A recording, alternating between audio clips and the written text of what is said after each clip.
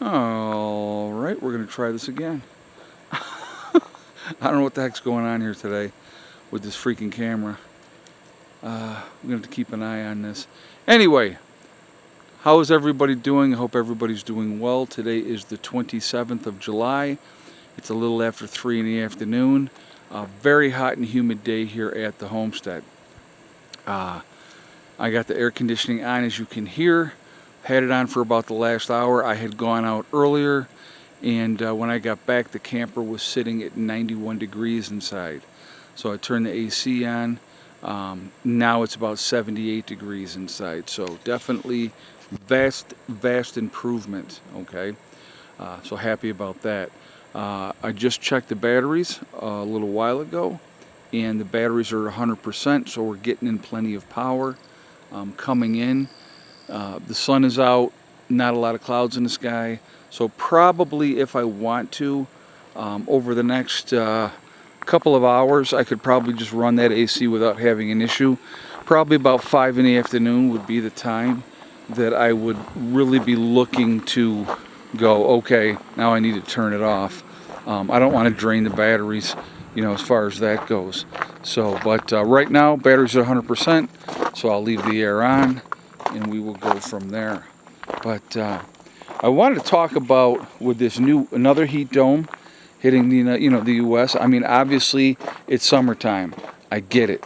We get hot weather in the summertime in the United States, right? But our power grid is very antiquated, very antiquated, and that's a problem. When the grid was made, we had a whole lot less people in this country than we do now. So that makes a difference as well. And and again, you can see there's no wind today either. We got zero wind, so that doesn't help when it's as hot as it is. But we have a lot more people in the country now. They're already calling. When the powers that be start talking about rolling blackouts because there's too much draw on the system, that should be concerning. Absolutely should be concerning. Guys, here's a great example of something. I just read this. France, now again, over in Europe they don't have air conditioning like we have air conditioning here in the States. Okay, it's not very small amount of air conditioning over there. France has had over 5,000, I think it was 5,200 heat-related deaths. So I want you to think about just this summer, because of the heat. And obviously the summer's not over yet. We got all the way through August to go yet. But that's a lot of people succumbing to heat because it's too much. Your body can't take it. It's not designed to take that kind of heat. So you got to cool off. Well, if you don't have a way to cool off, what are you going to do?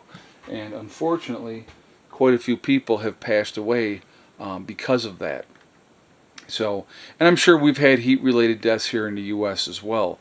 But the problem with our system here is when the system was designed, again, like I said earlier, we had a lot less people in the country than we do now. We got a lot more people, so we have a lot more demand. And when you have extreme temperatures like we get in the summertime, people get a little squirrely about that.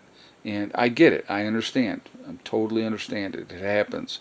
But again, these are things that you really have to kind of pay attention to, because if we do have rolling blackouts, again, which are being called for by the powers that be, that should concern people. Because if you're in an area where, no, leave that cat alone, Tanky. If you're in an area where you are dealing with extreme heat and then all of a sudden your power goes out 3-4 hours, how hot's that apartment going to get? How hot's your house going to get? It can be like a little oven, especially in the cities. Those are it gets ridiculously hot in the cities. So that's a concern, and then you're going to see heat-related deaths because people are going to get overheated, and that's what's going to happen, unfortunately. So, freaking bees. So that's all part of what's happening with that situation. Not a good thing. Not a good thing at all. Again, they need to do something. How about instead of spending billions and trillions on war, why don't we work on upgrading our power grid? Why don't we upgrade and make things better and safer so that people can, I mean, there's nothing sexy about that. I get it, and that's the problem. You know, that's the problem. And again, our grid is very, very vulnerable. So, you get into some extreme heat weather, and then all of a sudden there's no power. That's going to be a big issue. I did see this other thing I was reading this article, and they were talking about the Carrington event, 1859, right? Solar flare came in, major event, disrupted, the power lines, shut them all down, or telegraph lines back then, and they were talking about that if that type of event happened now, which it could, okay, it's not that'll never happen again. Absolutely, it will at some point. But what they were saying was that event happens now.